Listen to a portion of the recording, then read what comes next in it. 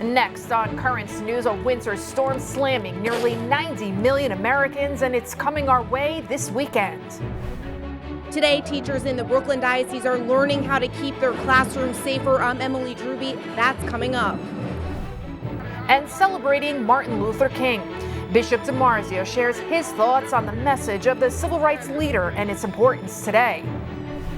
Plus, the tiny patient who wants God's blessing on the team of doctors who saved her life and made medical history. The news starts right now.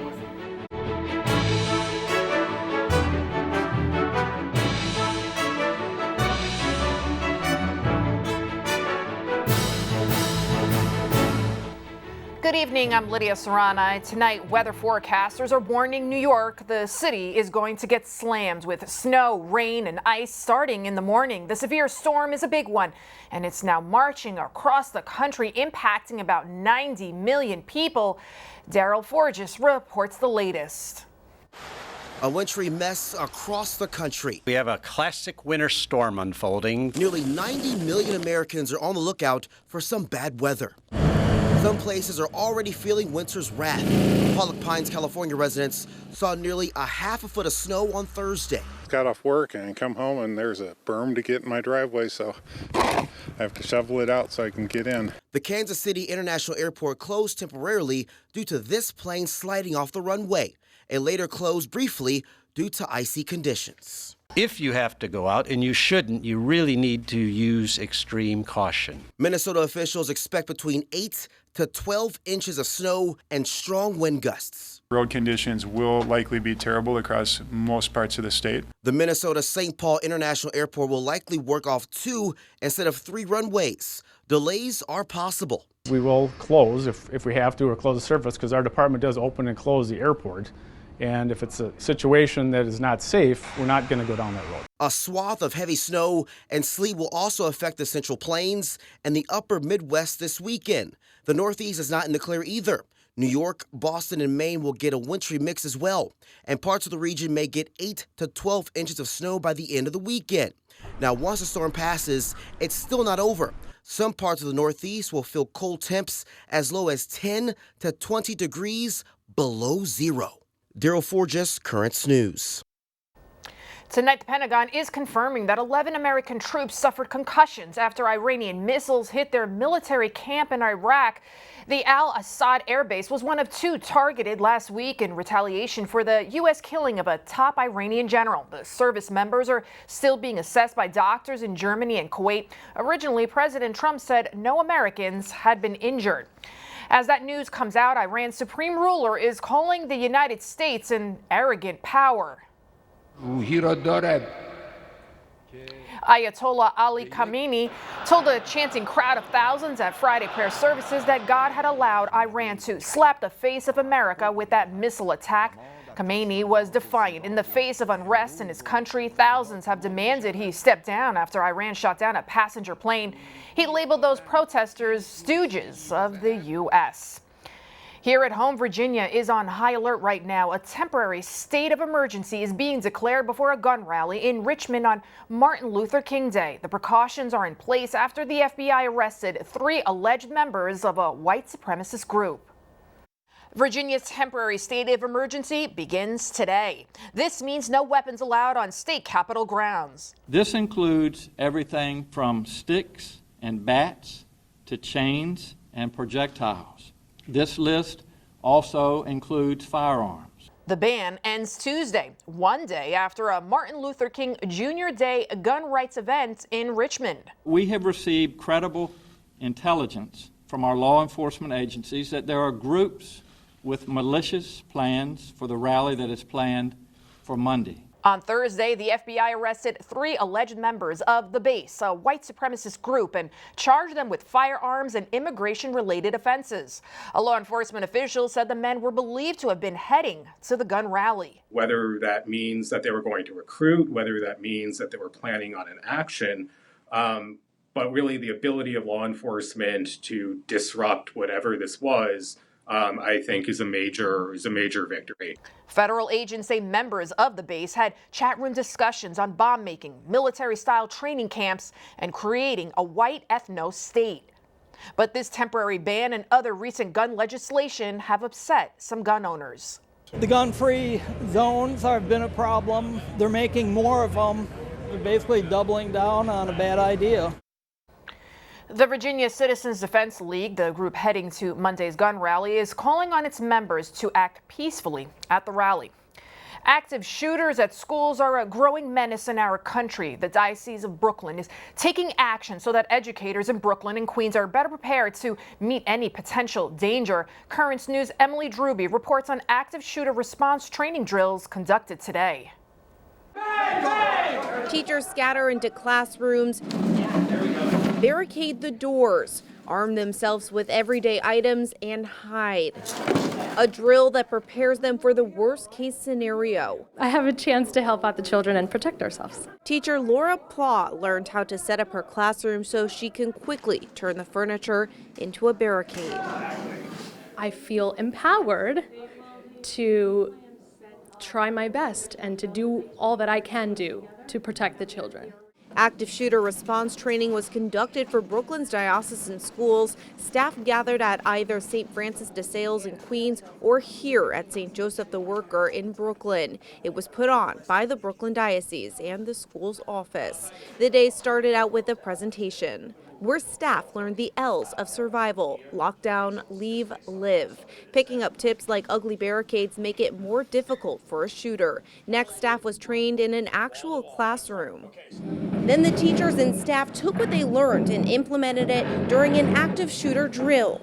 Any way that we can mitigate the dangers that teachers and students face in school nowadays makes the world a better place. Police officer Brian Roget saw the effects of the Sandy Hook Elementary School shooting firsthand. Now he helps prepare people for active shooter situations.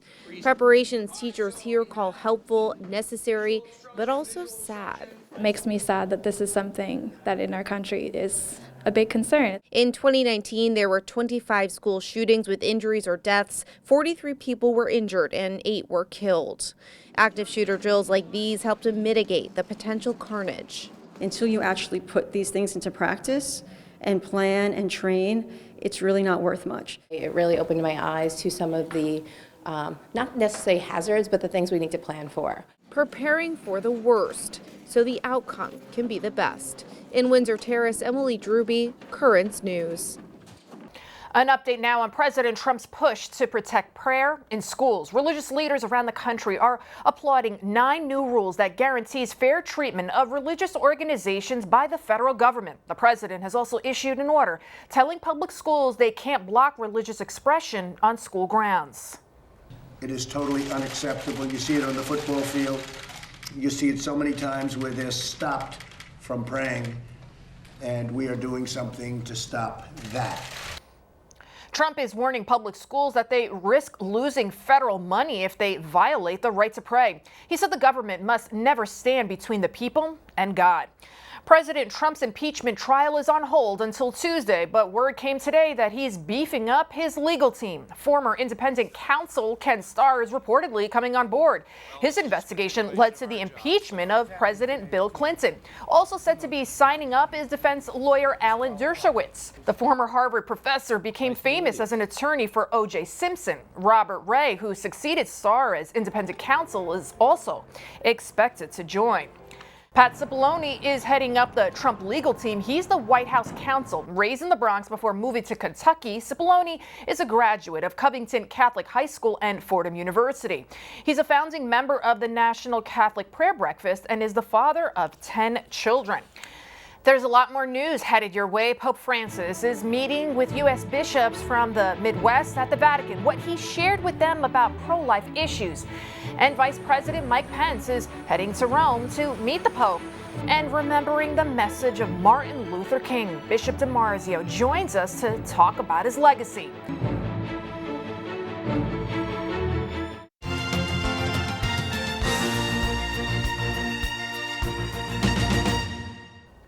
In the race for the White House, a leader is now emerging among the Democrats running for the nomination. A Reuters Ipsos poll shows that 20% of registered Democrats and independents would back Senator Bernie Sanders over other candidates to run against President Trump.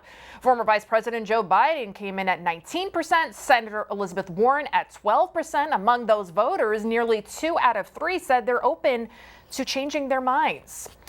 U.S. politics and protecting the unborn top the agenda with Pope Francis as bishops from the middle of the country met with him this week. They're at the Vatican for their ad limina visits to update the Holy Father on what's happening in their diocese. The discussions were wide-ranging.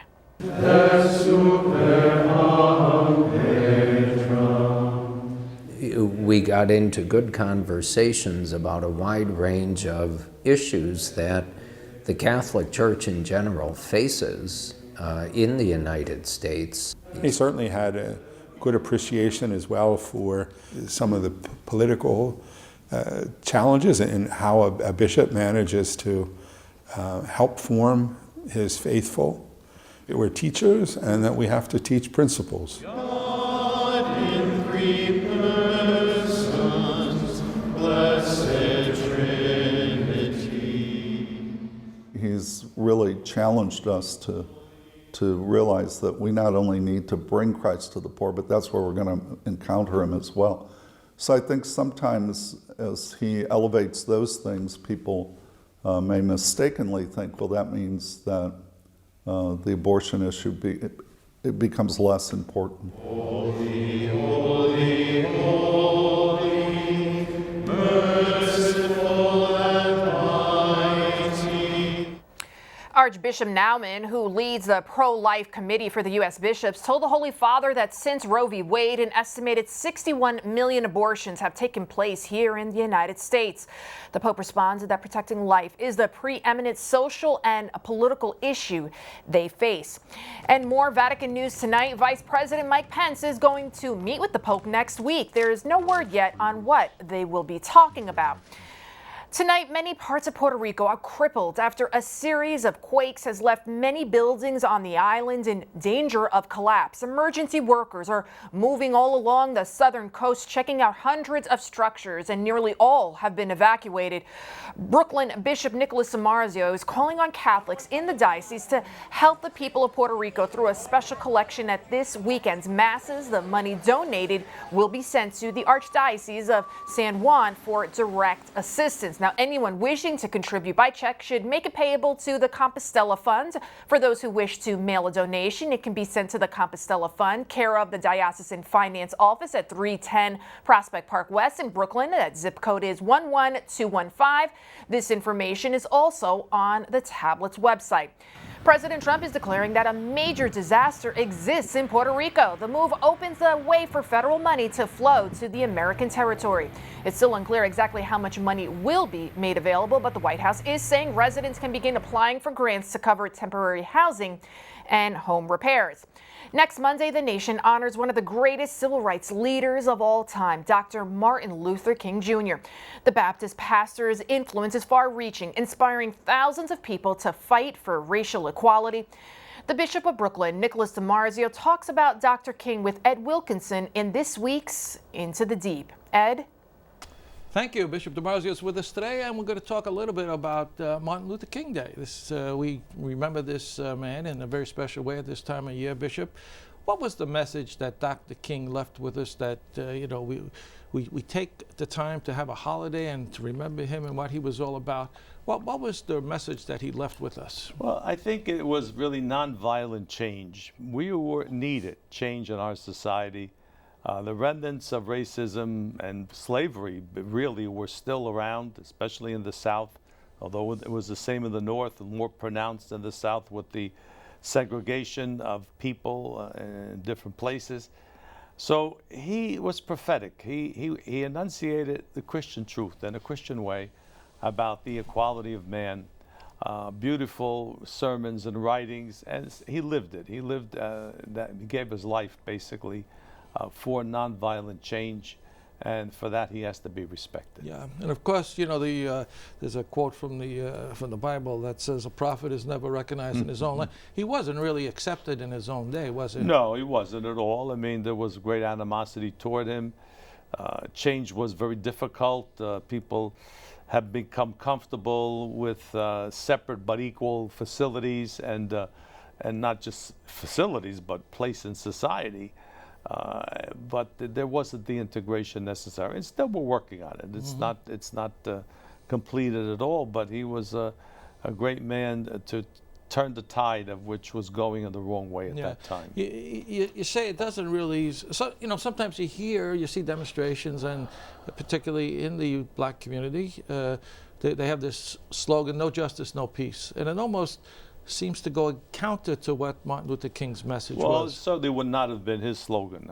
Certainly he was dedicated to some of the ideals of Christianity. Maybe as Mahatma Gandhi, he showed that how the change happened in India. No violent change, but a country was born by people really just standing up for their rights. And he took that and understood that, and he tried to apply it here in the United States. It wasn't easy. His followers, most of them followed his way, and others would deviate from it. You know. Do you think there are still moments of racial injustice in this country? Oh, definitely. You know, it's not ended. It's unfortunate. Racism has it rears its ugly head every once in a while in different ways against different groups.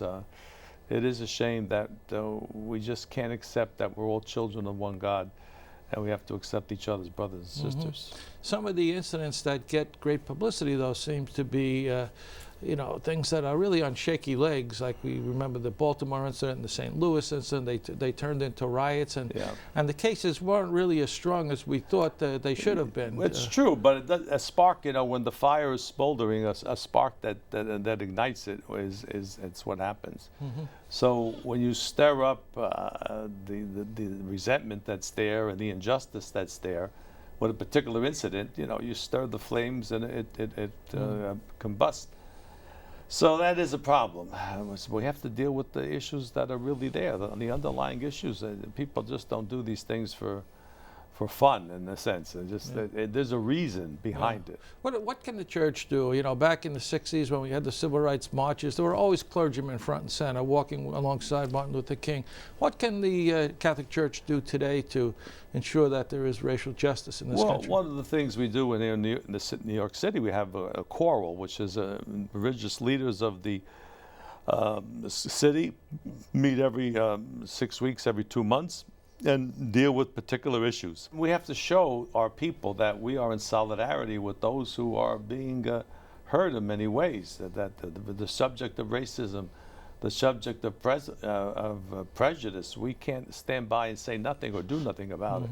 Well, he was a very special man, and we remember him in a special way at this time of year. Bishop, thanks for being with us today. We're throwing it now back to the news desk.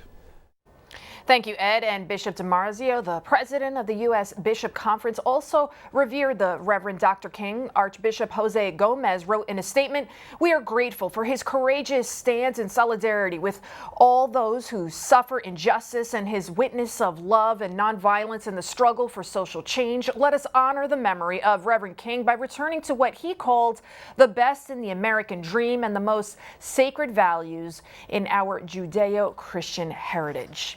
The bishops are also calling on all people of faith to pray for the unborn ahead of next Friday's March for Life. The nationwide novena, which begins on Tuesday, is called the 9 Days for Life. People who sign up online can receive daily intentions, reflections, and more. You can find more information on their website, 9daysforlife.com. Again, that's 9daysforlife.com. For the march, the Diocese of Brooklyn is chartering a bus that will take pro-lifers from the diocesan offices in Prospect Park, Brooklyn to Washington, D.C. It will leave at 6:30 a.m. and cost $25 per person. Now, get a pen and paper to write this down. To reserve your seat, just call 718-281-9540. That's 718-281-9540. Or email mhernandez@diobrook.org. That information is also in the tablet newspaper, and you can pick one up at your nearest church. There's still more to come on Currents News. We'll take you to St. Peter's Square for an annual tradition, the blessing of farm animals. And then the little girl who wants God to bless the doctors who saved her life while making medical history. And before we go to a break, programming note, next week our 5-part special series on human trafficking continues with survivors and their families speaking out about the evils of modern-day slavery. She was held against her will, she was beaten, she was thrown from moving cars, and our family was threatened. Their emotional stories of courage and conviction is coming up in part 2 of our special series, Human Trafficking Exposed. That's next Thursday right here on Currents News.